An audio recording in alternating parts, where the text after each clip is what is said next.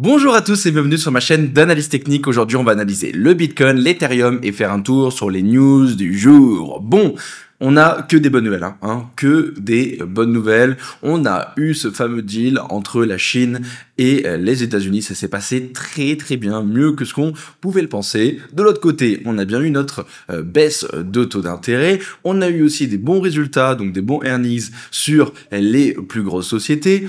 Bon, tout va bien. D'accord, on est content, mais malheureusement, il y a quand même encore de la peur, il y a eu encore de la vente, c'est compliqué, donc faites attention, car c'est sûrement un bear trap. Pour moi, je pense vraiment que c'est un bear trap, parce que, tout simplement, toutes les planètes sont alignées.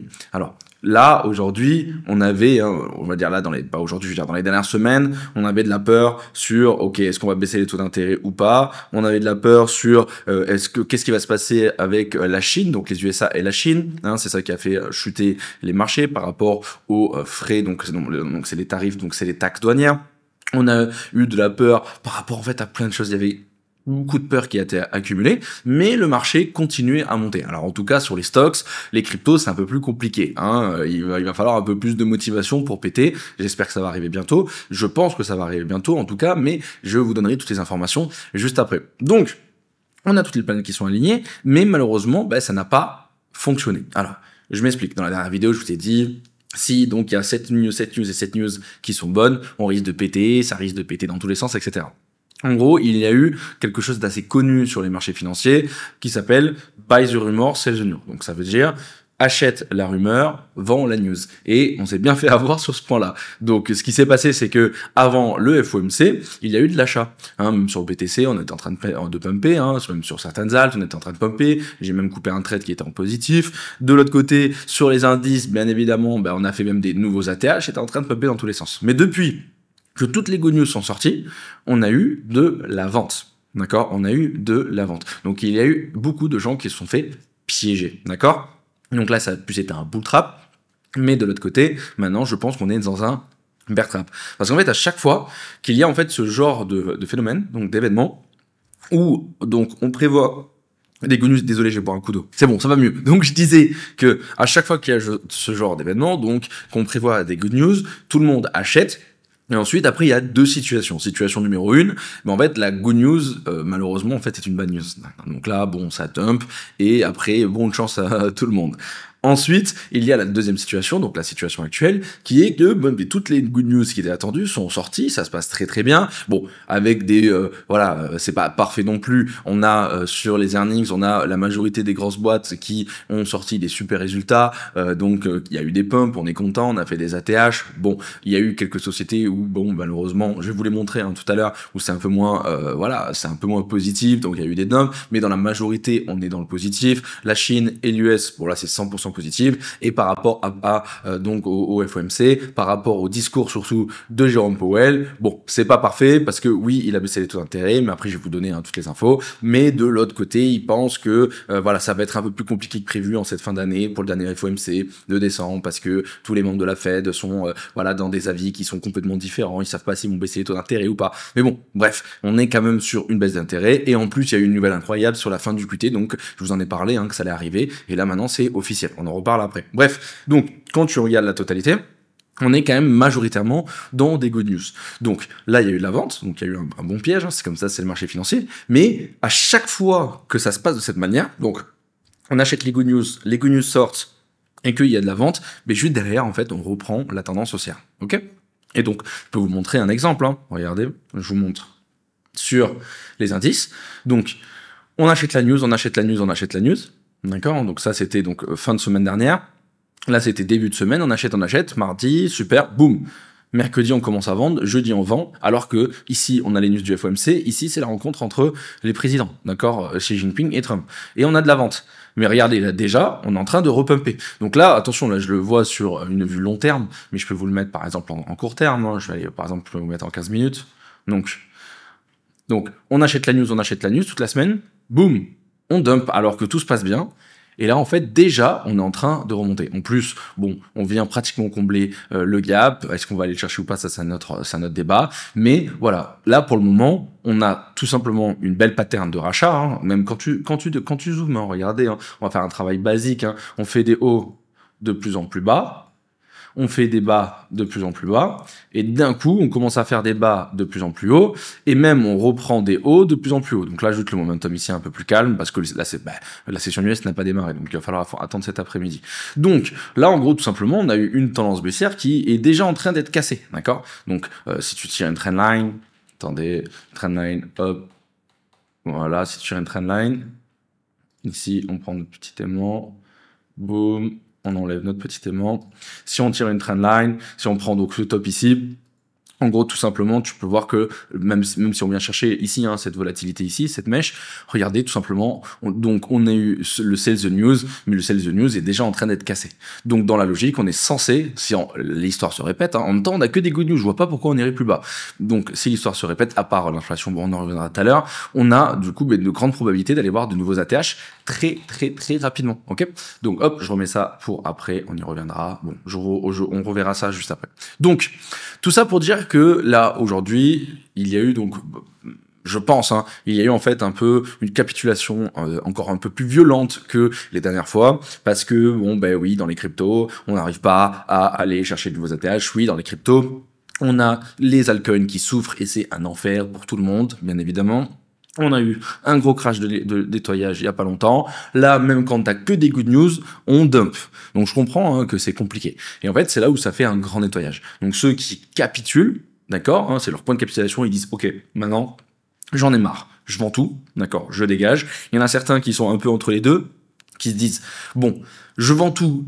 Et en plus de ça, cet argent, je vais l'utiliser pour shorter, donc alors là, ils vont me prendre encore plus cher. Peut-être pas, peut-être qu'ils ont raison, attention, je veux pas vous induire en erreur. Et après, il y en a certains qui disent, ok, bon, moi j'attends encore. Voilà, c'est pas encore mon point de capitulation, on va pas encore en bear market. Et après, il y a les autres. Donc moi, je fais partie de on va dire de ce groupe-là, qui, en fait, à chaque fois, va dans le sens contraire de la majorité. D'accord? Ou quand tout le monde est bearish, là, on peut le voir, vous allez le voir sur les datas, surtout sur les fundings, tout le monde est en train de shorter. Quand je regarde sur même les autres youtubeurs, les autres tweetos, quand je vois même les messages un peu partout, tout le monde commence à parler de bear market, d'accord? Et quand ça arrive ce genre de moment, généralement c'est des bottoms. C'est des moments où, en fait, là, on va dire, je sais pas, 70, 80, 90% du marché est pessimiste, et en fait, le marché va aller dans l'autre sens. Parce que le marché ne fait pas gagner la majorité, ça n'existe pas, ok? Donc quand je vois tout ça, moi, comment ne pas être bullish? Surtout que là, on est sur des supports, on est sur un support sur Bitcoin, on est sur un support sur Ethereum, on est sur un support sur une trendline, mais sur un support sur Solana. Oh putain les gars, en plus on a eu 1 milliard de liquidation, on a que des good news niveau là macroéconomie, je vous ai dit certaines, mais il y en a d'autres qui arrivent. Niveau tech, niveau société, dans la majorité, ça va très bien. Putain, les gars, on est en train de baisser le taux d'intérêt, c'est bientôt la fin du QT. Oui, il y a l'inflation qui remonte et qui fait chier, mais est-ce que ça va nous empêcher de pumper dans les prochains mois?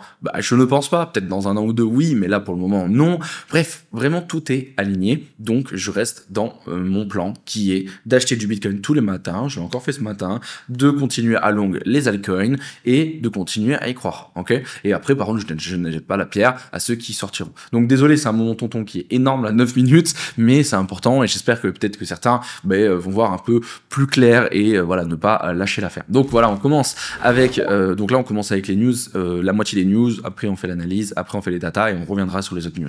Donc voilà, cette fameuse poignée de main qu'on attendait depuis longtemps entre les deux présidents. Donc ça fait plaisir, surtout là c'est la suite qui fait plaisir parce que donc on a eu le résumé de leur deal en fait. Donc on a eu une réduction des droits de douane sur le fentanyl à 10%. Applicable immédiatement. On a eu les droits de douane globaux sur les produits chinois qui ont été réduits de 57 à 47%. On a la Chine qui va discuter des restrictions sur les puces avec Nvidia. On a plus d'obstacles avec les terres rares. N'oublions pas que c'est ça qui a provoqué le dump. On a la Chine et les États-Unis qui vont collaborer sur la question ukrainienne. Ensuite, on continue. On a eu aussi le président Trump qui annonce que les États-Unis et la Chine ont conclu un accord commercial d'1 an sur les terres rares et les minéraux critiques. Donc c'était vraiment, on va dire, le point crucial, comme je vous ai dit, qui nous a fait dump, qui a fait peur un peu tout le monde et qui a énervé Trump, et en fin de compte ils ont trouvé un accord. En contrepartie, les États-Unis réduisent les droits de douane sur les produits chinois et l'accord d'1 an sera renégocié chaque année. Donc en gros il a dit ok, on fait un accord, mais tous les ans ils vont devoir renégocier. Ensuite on continue avec donc le président Trump qui a dit tout simplement que sur une échelle de 0 à 10, je dirais que la rencontre avec le président Xi Jinping était de 12, donc il est super content de cette réunion. Ensuite, donc on continue avec, donc là, voilà, hein, on peut le dire que c'est la fin de la guerre entre les deux. Pourquoi? Parce que la taxe douanière de 100% sur les produits chinois n'entrera plus en vigueur. Donc c'était censé être demain. Donc ça, on le dégage. Donc c'est une super bonne nouvelle. Ensuite, pareil, donc au lieu de cela, le président Trump abaisse ses droits de douane sur le fentanyl. Donc ça, je vous l'ai déjà dit, ça, je vous l'ai déjà dit, ça, je vous l'ai déjà dit. Et autre chose aussi, le président Xi Jinping se rendra aux États-Unis après une rencontre extraordinaire. Et le président Trump retournera en Chine donc en avril. Que des good news, ok? Donc oui, je sais qu'il y en a certains qui disent oui, mais il y a des good news, mais ça te peut pas. Les gars, remettez le début de la vidéo pour comprendre. Ensuite, on continue. On a eu aussi une très good news, pareil avec les tarifs, hein, avec le président Trump qui affirme que la Corée du Sud a accepté de verser 350 milliards, c'est une dinguerie par contre, aux États-Unis pour abaisser ses droits de douane. Je dis ok, vas-y, on te donne 350 milliards de dollars, et en plus ils disent que que la Corée du Sud a accepté d'acheter du pétrole et du gaz américain en grande quantité, et que ses investissements aux États-Unis dépasseront donc les 600 milliards de dollars. Donc bref, les droits de douane qui ont mis très très bien encore les États-Unis, parce que on a encore un pays qui a qui s'est mis à genoux, et du coup très très good news pour l'Amérique, mais aussi pour nous les gars, d'accord. Ensuite, parce que n'oublions pas, hein, même Paul en a reparlé, hein, les droits de douane, ils font mal à l'inflation, donc s'il peut les enlever un peu partout, on dit pas non. Ensuite, on a eu les résultats donc d'Apple. Bon, il y a eu pareil un bon pump and dump les gars, hein, vraiment il y a eu vraiment un bon pump and dump. Regardez, en fait, il y a Apple qui a donné donc ses résultats qui étaient meilleurs que attendu, et en fait il y a eu un pump and dump, et ça arrive vraiment partout, et je pense que c'est ce qui est en train de se passer sur les cryptos. On a que des good news, ça a dumpé, et ensuite on va aller faire de nouveaux plus hauts, on verra, d'accord. Ensuite, donc oui, l'action a pris vraiment plusieurs milliards rapidement, c'est assez fou. Comme avec donc Netflix qui a décidé de fractionner ses actions de 10 pour 1. Donc regardez l'énorme pump, vraiment c'est ultra puissant. Ensuite, on continue avec Google qui fait aussi un énorme pump parce que tout simplement, ils ont eu par exemple des super résultats, c'est ce que je vous ai expliqué tout à l'heure, hein, et on parle quand même, ils annoncent officiellement que plus de 100 milliards de dollars de revenus trimestriels, hein, pour la première fois de leur histoire, hein, c'est juste énormissime. De l'autre côté, on a Amazon, pareil, qui bondit là d'un coup, boum, de 9% avec des super résultats supérieurs aux attentes. De l'autre côté, Nvidia qui explose aussi, hein, donc en même temps, ils ont fait 40 000 partenaires avec tout le monde, c'est une dinguerie les gars, et ça a complètement explosé. Et surtout, en fait, là juste après donc ce tweet, on a eu la news comme quoi ça devenait officiellement la première société au monde donc à dépasser les 5 trilliards de market cap. C'est juste incroyable. Bientôt ça sera Bitcoin, vous allez voir. Ensuite, du coup on continue.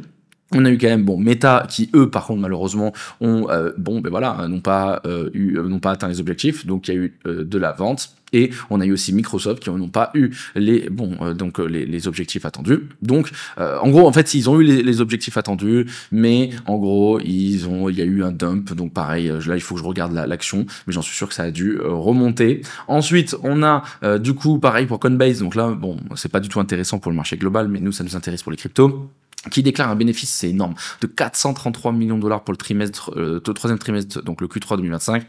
Le chiffre d'affaires de la société atteint les 1,87 milliards de dollars au troisième trimestre, contre 1,8 milliards prévu, donc meilleur que prévu. Et Coinbase a également annoncé qu'il savait acheter 300 millions de dollars de Bitcoin, donc c'est une très très good news pour nous. Donc, vous avez vu, hein, après, je vais pas vous mettre tous les résultats de toutes les sociétés, mais en général, ça s'est beaucoup mieux passé que, ça s'est très très bien passé en fait, d'accord. Ça s'est très très bien passé, mais pourtant, vous l'avez vu, il y a eu ce beau trap. Donc ensuite, maintenant, parlons donc de la partie qui nous intéresse par rapport au FOMC. Donc, pas de surprise, on a eu une baisse de taux d'intérêt, d'accord. On était à 100%, ça fait un moment que je vous en parlais, d'accord. On a eu aussi une très très très good news par rapport au fait que la Fed a annoncé qu'ils allaient arrêter donc le QT le 1er décembre, donc dans un mois. Donc dans un mois, ils arrêtent de réduire leur bilan, j'en ai déjà parlé dans la dernière vidéo. Donc tout simplement, ça va tout simplement enlever de la pression vendeuse. Je vulgarise au maximum, d'accord, mais tapez qu'est-ce que le QT, et comme ça au moins vous allez comprendre. Vous pouvez taper ça sur ChatGPT, mais je vous l'ai déjà expliqué dans le passé. Donc très très good news. Alors par contre, attention, il faut pas se dire que fin du QT égale début du QE, d'accord? Très important, parce que c'est truc qui peuvent commencer le QE dans longtemps. Donc nous on n'espère pas, hein, l'imprimante à billets où ils vont commencer à réimprimer, à renvoyer de l'argent un peu partout, et tous les marchés vont partir encore plus en bull run, ça va péter dans tous les sens. Donc comme vous vous rappelez, dans le dernier bull run, c'était assez incroyable, donc on espère que ça arrive bientôt, mais voilà, on n'a pas d'informations pour le moment de quand.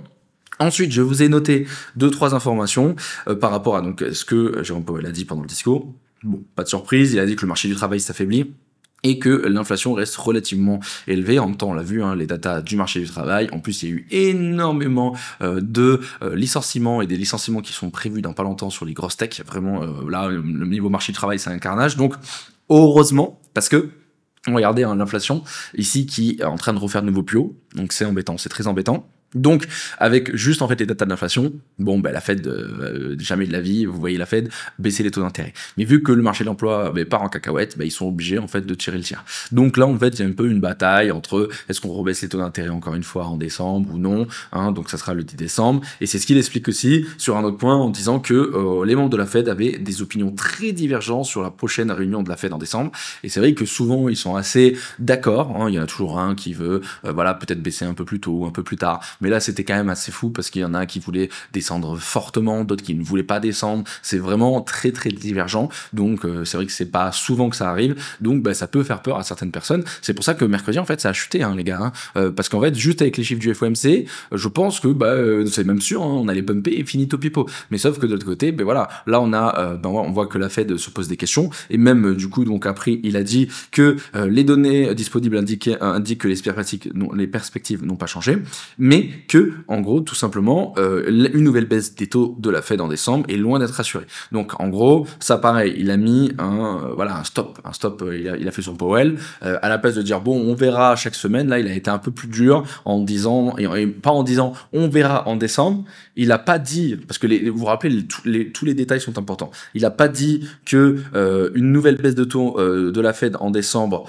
n'est pas assurée, mais il a dit loin d'être assuré. Donc, il a voulu, en fait, calmer un petit peu tout le monde. Donc, voilà, ça fait pas plaisir. Donc, sur le moment, il y a de la vente. Mais après, quand tu regardes les datas, on reste quand même super haut, les gars. On est à 70,9% de probabilité d'avoir une baisse de taux d'intérêt. Ça reste très, très fort, d'accord? Et si là, on est en train d'enchaîner quand même tous les mois une baisse de taux d'intérêt, ce qui est génial pour l'économie. Donc, là, bon, génial pour l'économie, l'inflation, c'est encore autre chose. Mais là, vraiment, c'est pour ça que je vous dis, comment être bearish? Oui, quand tu regardes directement sur le papier, tu dis, bon, oui, il y a du doute. Donc, vous allez le voir après sur les charts, hein, il y a du doute. Mais en fait, quand tu regardes un peu plus profondément, le doute, en fait, il est pas tellement présent, d'accord? On verra dans les prochaines datas, on verra comment ça se passera dans les prochaines semaines. Hein. En plus, il y a un mois qui est sauté, donc le mois de novembre, donc on a encore le temps, les gars, on a encore le temps, ok?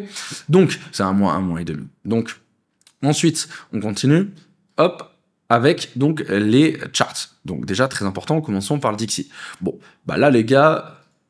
bien sûr, il y a eu de la peur. Il y a eu de la peur cette semaine, donc il y a du rachat sur le Dixie. Donc un peu de peur de voilà comment ils vont s'en sortir la Fed avec l'inflation, s'ils continuent de descendre, blablabla. Est-ce que en fait tout le marché avait pricé le fait qu'il y allait avoir encore une baisse de taux d'intérêt en décembre, mais en fait il n'y en aura pas. Du coup il y en a qui essaient de pré-shot. Donc qu'est-ce qu'ils font? Ils ont vendu des risk-on. Donc par exemple comme ici. Pourquoi ici je suis en monthly? Moi, c'est en daily que je vais mettre. Voilà. Donc, comme là, pareil encore, il faut dézoomer, les gars. Vous avez vu, quand tu dézoomes, il y a vraiment que dalle. Bon, il y a eu de la vente sur les indices un petit peu. Hein. Vous voyez cette bougie juste ici. Et surtout, voilà, il y a eu de la vente aussi sur les cryptos. Mais bon, pareil, quand tu dézoomes, il y a vraiment pas grand-chose. Bon, il y a eu de la vente. Et donc, par exemple, après, il échange en quoi? Il échange en dollars. Et de l'autre côté, aussi en or. On reviendra sur l'or juste après. Donc oui, on a du coup donc un rebond sur l'or, mais moi pour le moment, je ne trouve pas que c'est le moment de paniquer, les gars. Pourquoi? Parce qu'on est toujours en dessous des 100 points, on est toujours dans un range ici court terme, mais quand on dézoome un peu, on voit qu'on est toujours sur une tendance haussière, d'accord? Donc ça veut pas dire qu'on va aller faire de nouveaux plus hauts, d'accord? On peut très bien, là aujourd'hui ou demain, directement reprendre de la vente et aller faire de nouveaux plus bas. Donc trend is your friend. Pour le moment, le dollar est baissier, donc on reste dans cette dynamique. Trend is your friend. Comme le gold, hein, donc regardez, hein, il y a eu du rachat en fin de semaine, alors que, donc je l'ai expliqué dans les dernières vidéos, il y a eu énormément de ventes la semaine dernière et en début de semaine sur le gold. Donc oui, les mecs, ils rachètent du gold, mais je pense que la tendance va se retourner. On verra, on en reparlera. Je vais pas en reparler, j'en ai tellement parlé dans les dernières vidéos, ça vous allez me détester. Donc comme je l'ai dit ce matin sur Twitter et comme tout à l'heure, voilà, on est très très proche d'aller faire un nouvel ATH sur le S&P 500 Nasdaq. Donc ça prouve que le marché en fait n'est pas du tout stressé en fait. Ça se passe pas si mal que ça. Donc le must, surtout pour nous dans les cryptos parce qu'on est sur résistance. Sur support, c'est tout simplement d'avoir un Magic Friday. Donc un Magic Friday, c'est quoi? c'est une session US qui est acheteuse, et là à ce moment-là ça pourrait nous permettre de valider encore une fois nos supports et d'aller faire de nouveaux plus hauts sur les cryptos. Donc je répète, je parle des cryptos parce que là maintenant allons-y. Donc juste avant, donc là au moins comme ça on n'en parle plus, le gap CME dont je vous ai parlé cette semaine a été comblé, donc ça déjà ça fait une pression en moins, d'accord. Et comme ça aussi, vous avez vu le plan que je vous ai donné cette semaine, est-ce que vous vous rappelez, donc c'était mardi, allez voir la dernière vidéo si vous ne l'avez pas vu. Donc je vous ai expliqué que tout simplement, donc on était ici, je vous ai dit, donc mardi même on était, j'ai fait une vidéo mardi, donc ouais c'était ça, c'était ici là, je vous ai dit, ok les gars, bon, pour moi, en fait, je suis bullish pour cette fin de semaine. Je pensais que ça allait péter, mais péter de fou. Hein. Je le garde, j'ai expliqué ce matin sur Twitter. En gros, j'ai eu raison sur un dump pour aller combler le gap CME, revenir sur le support. Mais par contre, je pensais que ça allait pumper depuis hier, en fait. D'accord. Bon, malheureusement, c'était pas le cas. Mais je crois toujours que ça peut pumper fortement. Parce que, comme je vous l'ai expliqué, donc voilà, il y avait une proba d'aller chercher le gap CME. Je pensais pas qu'on allait aller aussi bas, ok. Donc on est venu chercher le gap CME. Donc ça, c'est fait. Bon, je vais le laisser pour plus tard. Je vais l'enlever. Non, je vais le laisser pour plus tard. Comme ça, c'est sympa après pour faire des beaux screens sur Twitter. Donc, on est allé chercher. Attends, vous savez quoi? Je vais l'enlever. Parce que sinon, en fait, ça va embrouiller certains, je pense. Et ça, c'est pas cool. Ils vont pas comprendre pourquoi j'ai laissé le gap CME. Donc, on va faire comme ça. Voilà. Boum. Donc là, en fait, tout simplement, on est donc venu chercher le gap, on est venu retaper le support. Donc on est même venu taper un tout petit peu en dessous du support, ce qui a déclenché plus de 1 milliard de dollars de liquidation. Donc en plus, encore une bonne nouvelle, ça veut dire que tous les longs ont été sortis. Hein, regardez, donc par rapport à cette mèche, on est venu juste en dessous et on les a tous sortis. Et surtout, on est où? On est sur support. Et à chaque fois qu'on vient sur support, je vous dis les gars, c'est une bonne idée pour long. Donc là, quand on était ici, je vous ai fait la vidéo, je vous ai dit ok, moi les gars, je suis rentré là. Ceux qui sont là, ce que je vous propose comme stratégie, que ça soit sur BTC, ETH, Solana ou les altcoins, c'est de ne pas rentrer à 100% ici, mais de commencer à rentrer un petit peu et en fait d'essayer d'avoir le meilleur average possible. Allez voir la dernière vidéo, j'en parlais. Et donc comme ça en fait, ça vous permet donc d'avoir une entrée, d'accord, qui n'est pas parfaite. Hein, ceux qui rentrent maintenant là, quand je tourne cette vidéo, ceux qui rentrent maintenant là. Mais bien sûr que vous allez être beaucoup mieux que nous, que ceux qui sont rentrés ici et qui sont rentrés petit à petit. Parce que ceux qui sont rentrés petit à petit, peut-être que leur average, donc leur moyenne est ici. Vous, par exemple, vous êtes ici, comme nous, quand on était rentrés la semaine d'avant, d'accord? Mais c'est pas grave, parce que de l'autre côté, ceux qui étaient en retard, on aurait pu aussi très bien aller faire un ATH directement, ok? Donc c'est pour ça que je vous ai dit, ok, il y a des probabilités de baisse, mais faites attention à pas vous piéger. Donc les probabilités étaient fortes, hein, donc on y allait, mais il faut pas se dire, merde, j'aurais dû attendre complètement en bas, parce qu'on aurait pu partir sans vous aussi, ok? Donc tout ça pour dire qu'on est sur support. À chaque fois qu'on est sur support, il faut faire quoi? Il faut acheter. Donc moi je suis déjà en long, hein, vous le savez, j'en ai encore parlé dans les dernières vidéos. Là j'avais 11 trades sur ZoomX, là maintenant il m'en reste 10, j'en ai encore un qui est en positif, c'est Tao, les autres ils sont dans le rouge malheureusement, c'est comme ça, mais voilà, je les garde. Donc si je n'avais pas de trade en cours, mais là les gars, il n'y a pas de débat en fait, je rentre en long maintenant avec premier objectif les 116 000 $. Deuxième objectif, les 120 000 $. Et après, l'ATH. Pourquoi les 116 000 $? C'est le milieu de range. Vous allez voir, il y a des ordres qui sont sur le chemin. On a vu, hein, ils fonctionnent très bien, les 116 000 $. Hein, les vendeurs aiment bien ici. Et ensuite, les 120 000 $, pareil, c'est rempli d'ordres de vente. Donc, peut-être qu'on peut avoir un petit pullback sur le milieu de range. Et ensuite, il n'y a plus rien jusqu'aux 125 126 000 $. Donc, pour aller taper un ATH. Donc, voilà. Là, moi, en tout cas, je vois bien ce genre de mouvement qui va arriver. Après, il y a toujours la possibilité de chuter, d'aller chercher les 100 000 $. Mais avec toutes les good news, je préfère être en longue et c'est pas grave, de toute façon, écoutez les gars, si on se fait stopper et on perd notre trade, on gagnera les prochains, c'est pas très grave. Donc là, c'est exactement la même chose aussi sur quoi? Sur Ethereum. Sur Ethereum, bon, on est même un peu en dessous donc du support, mais c'est un niveau que je préfère long que short. Après, pareil, encore une fois, si vous voulez attendre un petit peu de passer les 4 000 $ ou même les 4 300 $, allez-y, si vous voulez, ça sera un peu plus rassurant, parce que regardez, on fait des hauts de plus en plus bas, on fait des bas de plus en plus bas, même si là on commence à faire des bas plus haut que les autres, d'accord? Mais c'est vrai que ça donne pas, si tu zoomes sur la chart et tu regardes que ça, bon, bien sûr, ça donne pas envie de rentrer. Donc je peux comprendre, hein. Moi perso, je suis obligé de rentrer ici, il y a pas de débat, là c'est un support, je rentre. Mais c'est vrai qu'il y a un risque d'aller chercher les 3 000 $. Je l'ai dans la tête, donc c'est pour ça que je mets des stop loss, les gars. Et donc ici, si tu veux être beaucoup plus rassuré, au pire t'attends les 4 300 et après comme ça, tu monteras jusqu'aux 5 000 $. Mais n'oublions pas qu'il y a rien sur le chemin niveau ordre de vente, donc s'il n'y a pas de bad news qui arrive entre temps, ça risque vraiment de péter fortement. Donc l'entrée ici, comme je vous disais, rentrer petit à petit, mais ici moi à votre place je rentrerai à 100%. Ensuite, sur Solana, pareil, regardez la pépite, hein, cette belle trendline haussière, une touche, deux touches, trois touches, quatre touches, cinq touches, six touches, sept touches, et encore une huitième touche. Regardez, hein, cette trendline est ultra puissante, hein. Pourquoi? Parce que on n'est pas la seule à la regarder, donc ici, à chaque fois qu'on vient, il y a des mecs qui rachètent. Et c'est assez précis. Donc pareil, hein, mais c'est un endroit incroyable pour acheter. Donc ici, pareil, je vous disais, rentrez ici les gars si vous voulez, mais ne mettez pas 100%, attendez pour essayer d'avoir le meilleur average possible. Maintenant, ceux qui veulent rentrer, il n'y a rien de mieux pour rentrer. Hein. Donc après, pareil, on peut aller à la cave, mais bon. Si tu longes pas un support, tu vas jamais long, hein, ça c'est sûr. Hein. Comme je dis, je l'ai répété ce matin sur Twitter, il faut acheter la peur, là les gens ont peur, et vendre l'euphorie, d'accord? C'est comme ça que ça fonctionne, ok? Donc là, ça veut dire qu'on a donc on n'est pas loin de faire des ATH sur les indices, on a un BTC, un Ethereum et un Solana sur support. Donc bien évidemment que moi je long comme un fou. Et de l'autre côté, oui, les altcoins, là maintenant t'as pas trop envie de rentrer, hein, tu préfères re-attendre peut-être les 150 milliards de dollars ou les 822 milliards de dollars, ce que je peux comprendre. Mais le truc c'est que quand tu as un BTC, un Ethereum et un Solana sur support, donc bien sûr, tu as la possibilité d'aller à la cave, hein, mais il y a quand même plus de probabilité de pump. Donc c'est pour ça que même si je vote pas, je préférerais rentrer sur les alts aussi maintenant et on verra ce qui se passera. Donc voilà le brief global par rapport donc à l'analyse technique. Ensuite, par rapport aux ETF, donc pareil, j'ai refait un message ce matin, faites attention. Pourquoi? Parce que oui, dans les 2 derniers jours, donc mercredi et jeudi, donc là on n'a pas les datas d'aujourd'hui, hein, donc du 31, vendredi, c'était horrible, d'accord? Comme vous pouvez le voir, on a du coup le jour du FOMC, moins 470 millions, le jour entre Trump et Chine, et Xi Jinping, 488 millions d'outflow, les gars. Donc 470 et plus 488, on n'est pas loin d'1 milliard de dollars d'outflow sur les ETF. Donc je sais qu'il y en a certains qui regardent juste cette data de 2 jours et disent « Oula, c'est la catastrophe !» Catastrophe. Même si tu regardes la semaine, hein, depuis le 27, on est en négatif. Mais ça, je l'ai beaucoup répété, hein, c'est exactement la même chose, hein, sur Ethereum. Regardez, on a eu 2 jours de vente, donc je vais pas le répéter 2 fois, donc on va rester sur Bitcoin. En gros, il faut pas regarder des datas sur 2 jours. Et ça, pareil, vous vous rappelez, une fois, je vous l'avais dit, regardez, Ethereum, ça fait 6 jours qu'il y a de l'outflow, je commence à avoir des threads partout de gens qui disent c'est la fin du monde, etc. Et juste après, en 2 jours, on a récupéré tous les outflows. On a fait plus d'inflows que tous les outflows d'une semaine, d'accord? Donc, c'est pour ça qu'il faut pas trop se faire ça. Ça se trouve qu'aujourd'hui, on va avoir un Magic Friday, on va faire 1 milliard, les gars, et on va rattraper les 2 jours. Donc voilà, et commencez pas à parler de bear market parce que le niveau ETF, c'est un peu plus calme. Les ETF, ils sont comme nous, ils attendent des niveaux critiques. Et là, par exemple, sur BTC, le fait de passer les 115, les 120, là, vous allez voir, tout le monde va se remettre à FOMO, les gars, d'accord? Et ça sera pareil sur les ETF.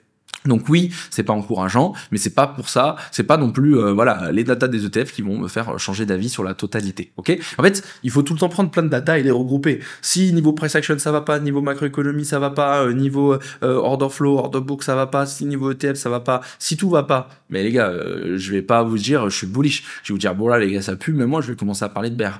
Mais là les gars, quand tu prends dans la globalité, on est largement au-dessus de la moyenne bullish, les gars, que bearish. Ok?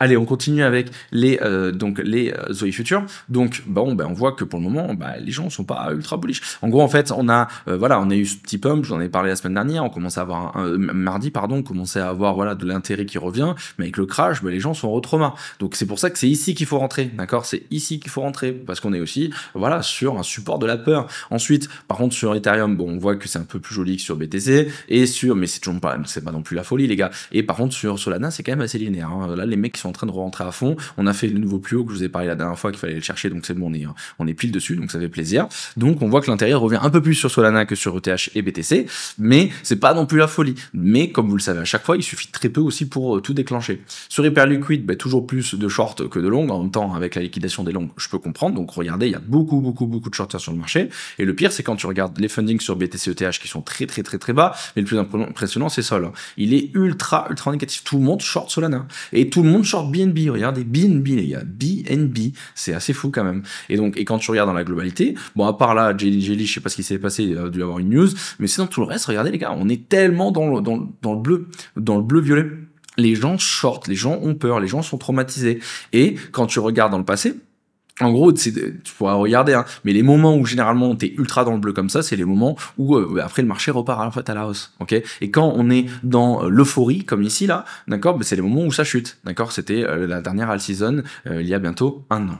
Ensuite, niveau liquidation, j'en ai déjà parlé. Bon, là, on n'est pas 1 milliard, mais on les a touchés, donc j'ai mis un script de côté, mais bon, c'est pas grave. Niveau order flow, ici, bon, ben voilà, on voit, ben, comme je vous l'ai dit, l'open interest, c'est encore un peu calme. On a l'OBV qui était reparti, c'est dommage, mais malheureusement, bah voilà, qui repart à la baisse. Donc pareil, si vous avez peur de rentrer maintenant sur BTC, bon, je peux comprendre. Moi, sur un support, j'y vais. Attendez peut-être, voilà, d'arriver sur ces niveaux pour voir en fait un beau W sur au niveau de l'OBV. Pourquoi pas? Mais voilà, n'attendez pas trop parce qu'après, quand ça part, bah, vous êtes en milieu de range et vous dites non, on est en milieu de range, on veut pas long. Du coup, après, c'est trop tard. Ensuite, on a les spreads qui sont toujours négatifs, les fundings très très bas. Sur Ethereum, donc bon, niveau intérêt, c'est un peu plus intéressant comme je l'ai montré tout à l'heure, mais c'est vrai que niveau BV, oui, ça peut faire peur. Donc c'est pour ça, pareil, peut-être attendez qu'on repasse les 4 000 $ et avoir un OBV un peu plus bullish, si ça vous permet d'être un peu plus serein. Bon, moi personnellement, je serais rentré ici. Les spreads toujours négatifs et les fundings très très bas, donc ça c'est très très bien. Ensuite, le plus impressionnant, bien évidemment, c'est Solana. Regardez, on a donc plus de momentum sur les open interest, hein, ça monte, les gens sont intéressés. Et le plus fou, c'est que, regardez, hein, les spreads sont négatifs, mais les fundings sont tellement bas, c'est une catastrophe, c'est une dinguerie. Tout le monde est en train de shorter Solana. Donc, écoutez les gars, quand c'est comme ça, généralement, il y a des gros short squeeze qui arrivent, et ça peut arriver très très vite, j'ai hâte. Et donc, pour Solana, pareil, si vous voulez attendre un petit peu, je peux le comprendre, hein, attendez un petit peu, attendez que l'OBV soit un peu plus joli, si ça vous intéresse, si vous préférez être un peu plus safe, je le comprendrai. Ensuite, niveau order book, sur BTC, donc on a toujours notre grosse résistance sur les grosses, elle est même pas grosse, sur les 120, et après les 125, mais les 125, c'est pas grand chose non plus, hein. Ah, on parle de 200 BTC, ici on parle de 200 BTC, c'est pas énorme. Juste, bon, la mauvaise nouvelle, c'est que on avait absorbé le milieu de range, hein, vous vous rappelez, j'en ai parlé dans la dernière vidéo, et là on a des nouveaux ordres qui sont apparus sur les 116 500, et ça, c'est pas des particuliers, hein. Les particuliers posent plutôt sur les chiffres ronds 116, 117, là au milieu, ça doit être des instits, mais c'est pas des très gros ordres non plus. Mais bon, ça peut ralentir un peu, ça peut faire ralentir le momentum, donc c'est exactement ce que je vous ai dessiné ici. On revient donc sur les 116, même, je devrais même un peu le redessiner, vous savez quoi? Donc là, on devrait peut-être même le redessiner. Je le redessinerai après tranquillement, mais là, hop, on dump, on vient chercher les 116, plutôt ici, hop, on vient chercher les 120, et après on revient, boum, et après on repart. Vous savez quoi, je peux le faire avec vous maintenant, regardez. Comme ça, c'est fait. Bam. Je vais vous faire un tracé. Hop, hop, 116, on va mettre 116, 500, voilà, à peu près. Ensuite, on peut faire comme ça, genre on va s'arrêter un petit peu, ensuite on va chercher les 120, après on peut même, hop, revenir un petit peu comme ça, et après ATH. Voilà, ça pourrait... Oula, oh non, non, non, non, non, non, non, il faut que je le refasse. À chaque fois, je me fais avoir, pour rester poli. Donc hop, on vient ici, on vient chercher les 116, on vient ici, on vient là sur les 120, hop, bon, je fais ça à peu près, hein. Même on peut le mettre ici et après aller chercher la tâche. Voilà, ça pourrait ressembler à un truc comme ça. On verra. Donc, par contre, de l'autre côté, on a aussi une très bonne nouvelle, c'est que sous nos pieds, il y avait rien. Donc, regardez, hein, quand il y a de la vente, s'il n'y a pas d'achat, les gars, ça se passe mal. Regardez, il y avait un tout petit peu d'achat ici. Regardez déjà ce que ça a fait. Un petit peu d'achat ici, ça a permis de bloquer le prix. Et là, regardez, en fait, en général, il n'y avait pas non plus grand chose. Donc là, maintenant, par contre, sous nos pieds, les 105 c'est rempli. Après 100, 201 et 100 000 $, ce qui est logique, hein, c'est vraiment rempli. Donc, en gros, plus on avance, plus on est soutenu sous nos pieds, et plus on avance, au-dessus, en fait, il n'y a pas grand-chose, et ça peut vite faire un short squeeze, surtout avec tous les shorters qu'il y a. Donc c'est pour ça que ça me rend positif, et le plus fou, bien sûr, c'est toujours Ethereum, les gars, il y a que dalle jusqu'aux 5000, donc ça veut dire que pour aller chercher un ATH, on peut le faire en une journée, ça peut aller très vite, mais bon, s'il n'y a pas d'achat, on va pas monter, d'accord? Donc il faut juste que la hype revienne. Ensuite, sur Solana, il y a plein de petits ordres sur le chemin, vous allez voir, hein, donc regardez ici, sur les 197, sur les 210, 230, mais c'est vraiment des petits ordres. Ça commence à être solide vraiment sur les 240, hein, on parle quand même de 25 000, presque 26 000 Solana, d'accord? Donc à la hausse, c'est pas impressionnant du tout, on peut péter très vite, et en plus en dessous, regardez, plus on avance, plus il y a des ordres de rachat. Donc ça, c'est une bonne nouvelle. Donc Solana, pareil, je suis bullish. Ensuite, niveau news, donc on a la France qui se bouge un petit peu, donc on a le parti UDR d'Eric Ciotti qui dépose à l'Assemblée nationale une proposition de résolution européenne pour adapter la France à la mutation donc monétaire, interdire le numérique. Bon bref, je vous fais un petit récap. Bon bref, là en France, il commence à avoir des partis qui veulent se mettre à fond crypto, qui veulent faire des réserves stratégiques de Bitcoin. Est-ce que c'est vraiment parce qu'ils y croient? Est-ce que c'est pour faire de la récupération politique? Ça, c'est un autre débat, mais en tout cas, c'est pas grave. Ça reste une très bonne nouvelle. Ensuite, on a les ETF Bitwad de Solana, donc stacking, et de Canary Litecoin et de Canary Hashbar qui ont été lancés. Hein. Les gars, c'est une très très très bonne nouvelle. Hein. Vraiment, on a voilà enfin des ETF qui sont en train d'être acceptés. Et comme je vous l'ai dit, et je vous le dis assez souvent, quand il y en a un qui est accepté, les autres suivent. Donc, ben, les gars, ça fait plaisir. Donc maintenant, à voir dans les prochaines semaines si ça attire de la liquidité ou pas. Ah oui, comme je vous disais, voilà, son parti là, Eric, hein, il propose donc d'acheter 420 000 BTC au cours des 7-8 prochaines années. Bon, si ça se passe, les gars, c'est hyper bullish. Mais bon, moi, vous connaissez la France, hein, voilà, j'y crois pas trop, on verra. On verra. Ensuite, on a la société, hein, donc Sophie, qui lance, Sophie plutôt, qui lance du coup, donc, mais ça, putain, les gars, c'est énorme, qui va lancer en fait le trading de Bitcoin et crypto-monnaie cette année. Mais les gars, on parle quand même d'une société donc de 36 milliards de dollars. Donc, bon, voilà, ça, c'est des news, comme je vous l'ai dit, qui vont tomber tous les jours. Plus on avance, plus c'est la course aux crypto.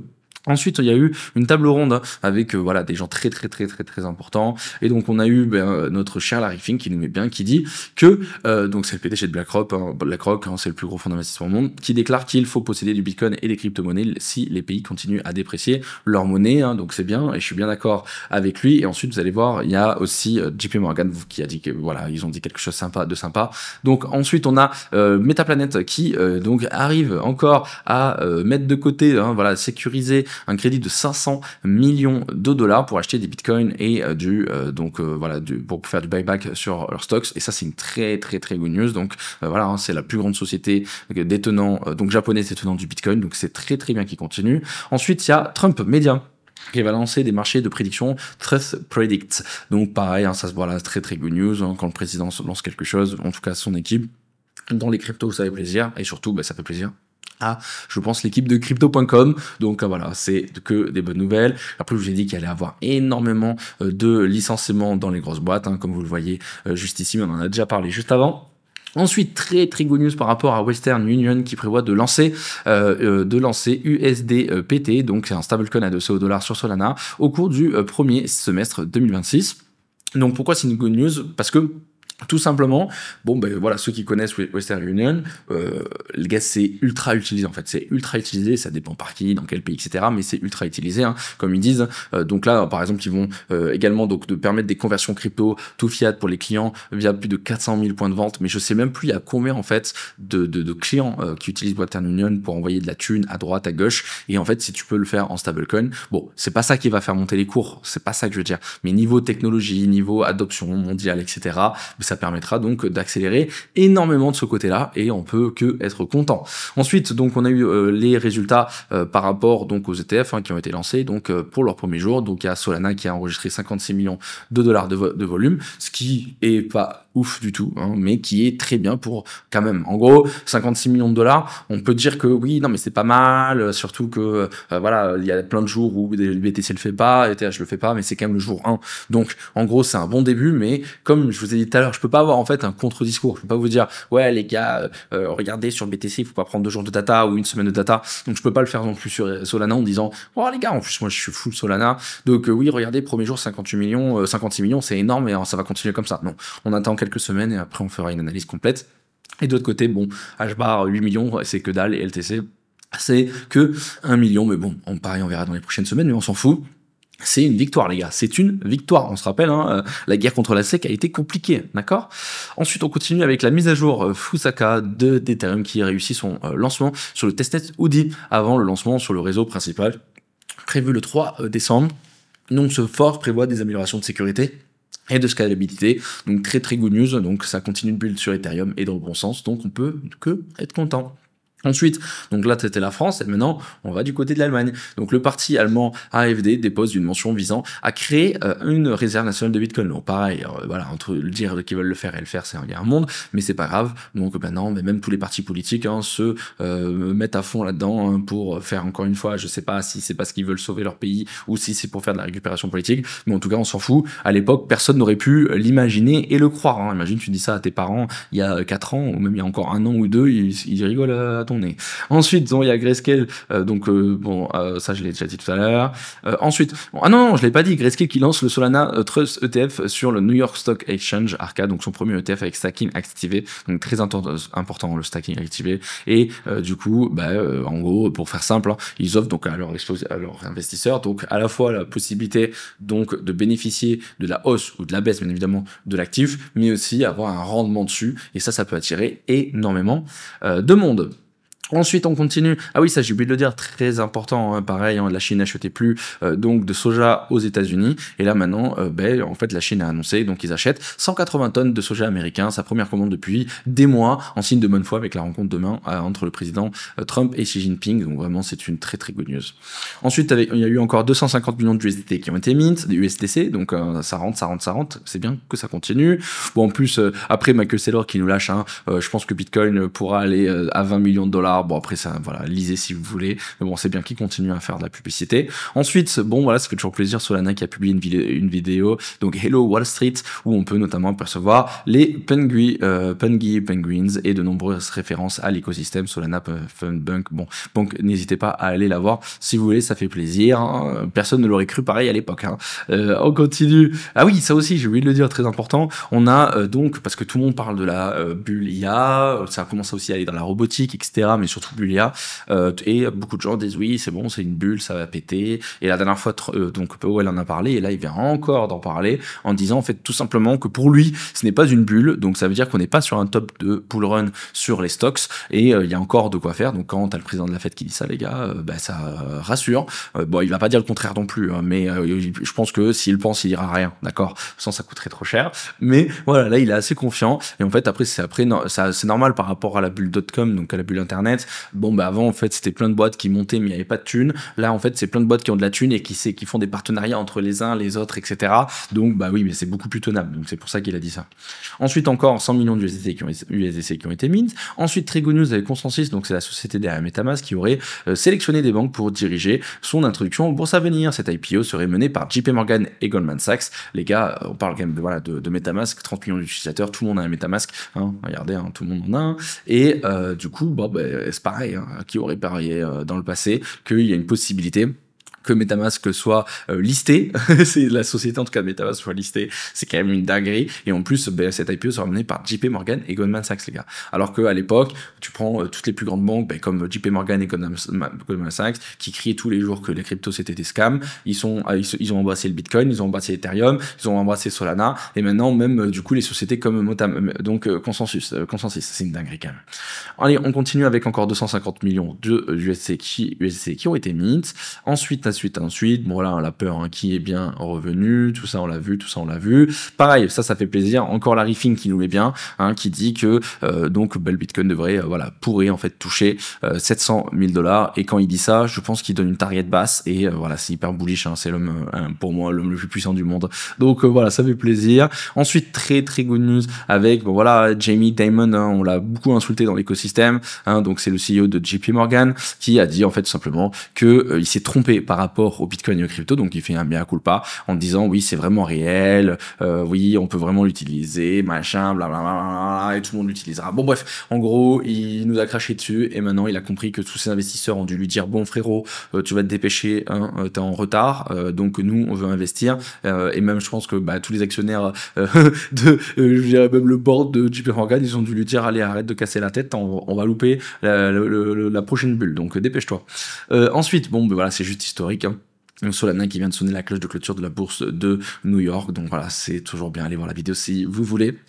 Qui l'aurait parié? Ensuite, on continue, et je crois que c'est la fin des news, c'est déjà pas mal, hein. On a fait une bonne vidéo. Voilà, juste le Crypto Fear Grid aujourd'hui, voilà, on est dans la peur, donc comme ça on peut finir cette vidéo sur ça. Maintenant, à vous de faire votre choix. Est-ce que vous voulez acheter la peur et des supports, ou est-ce que vous avez peur et vous préférez attendre? Je veux rien dire, vous faites comme vous voulez. Moi en tout cas, quand je vois de la peur, quand je vois un support, j'achète, et quand je vois qu'on est dans l'euphorie, donc à l'extrême opposé, 80, 90, presque 100, et qu'on est sur des résistances, c'est là que je vends. Donc après, À vous de faire votre choix. Bon voilà pour la vidéo du jour, désolé j'ai eu du mal à parler, c'est d'habitude je mange pas avant de faire une vidéo et là je suis en pleine digestion, du coup j'ai galéré à parler. Bon j'espère que c'était audible, j'espère que cette vidéo vous a plu. Comme d'habitude si c'est le cas n'oubliez pas de vous abonner, mettre un pouce bleu et des commentaires. Merci pour la force, je vous souhaite à tous une bonne journée en espérant que ça soit un Magic Friday. Bon week-end à tous et à la prochaine, ciao.